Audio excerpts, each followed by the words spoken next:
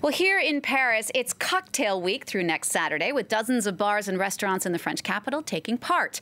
And while France may be famous for its wine or its champagne, it's a little bit less so for its cocktails. Well, my guest today has been on a mission to change that, in Paris at least. Her name is Carina Soto Velasquez, and her company now heads up 5 award-winning cocktail hotspots in the French capital, including Paris's first authentic Mexican taqueria, Candelaria, and the recently opened Les Grands Verts in the Modern Art Museum, the Palais de Tokyo. Carina, hello. Hello. It's so great to have you on the show. Your story is such an inspirational one for anybody who has a Paris dream. You came here as a student from your native Colombia. How did you go from student to bartending to businesswoman by the age of 32? I guess like any immigrant, working really hard and getting your hands dirty and taking every opportunity also that was placed to me. I was very lucky to work with inspiring people that give me opportunities, and I was able to build my career as a bartender at the right moment, at the right place. And Paris gave me the opportunity to open my business and find my business partners.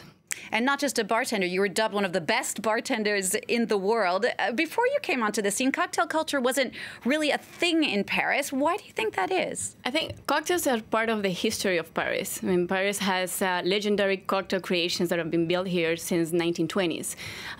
So it wasn't a surprise that it will have a revival or a good period coming back. I think what happened to cocktails is the same what happened to food with bistronomy, for example. There was a time where cocktails in palaces and hotels were very expensive and were great and fabulous, but people couldn't really afford it. Or you will have more popular cocktails in little bistros or little bars in your neighborhood, but they were not made by professionals, neither with quality ingredients. So to find just the middle part, the middle ground of that was what was needed at that time. So to have good ingredients, professionals making drinks in a neighborhood bar. So that's what changed the industry, I would say. And would you say there was a turning point or a secret to your success, something that convinced the French clientele that this was the new way, the new hip? I would say French were ready for it. It was the same thing that happened with food. Like, we needed that. Like, in Paris, it was needed to have cocktail bars in that way. I would say what is different from Paris from other cities that make cocktails and have cocktail bars is that the cocktail bars here are fun. They're not, they're speakeasies and their bars are hidden on anything, but they're not very stiff. They are more, there's DJs and people can dance. And even though small, they're crowded, they have a very friendly feeling. And bartenders here, they push to keep it like that, and I think that's very important. What have been the biggest challenges for you as an expat dealing with France and the French, both professionally and personally? The biggest challenge, I mean, it's always I say bureaucracy. A lot of people would say that. A lot of paperwork and things that you're not particularly used to, and Paris and France in general is very attached to it. So that was hard.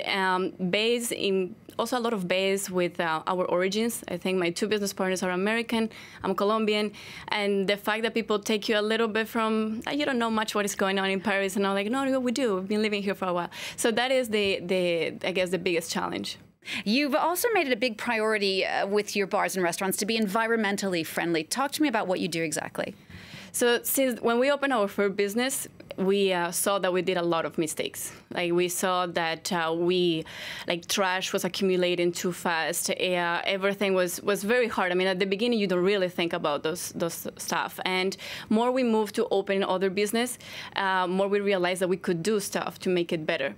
So little details like stop using plastic straws and coasters and napkins, and definitely habits behind the bar, like bartenders cleaning the bar with napkins, for example, instead of just using a cloth, or things like that were popular at the time, and now we, of course, reinforce all that for not. And Les Grands Verts, I would say, is definitely the project where we put everything we learned from other chefs working in kitchens, reducing waste, and from bartenders and bars, how we could do that. And Les Grands Verts is where we can find everything there.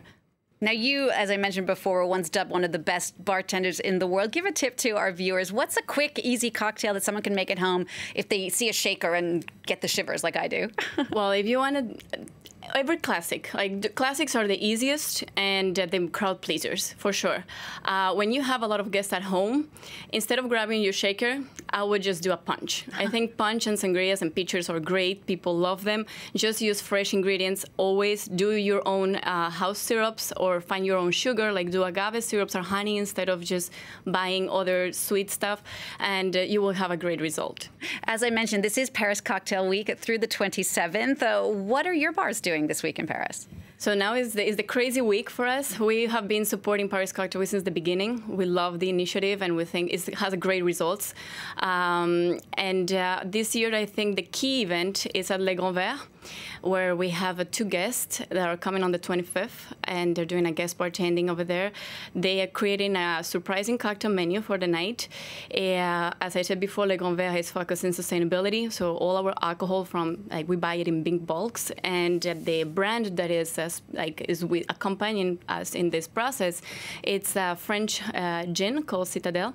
So they're going to work with this product, and Alex Cratena and Monica Berg are the pioneers and one of the best bartenders you can find in the world, actually. And all of that at that place that's just across from the Eiffel Tower at the Palais de Tokyo Indeed. Museum. Yeah.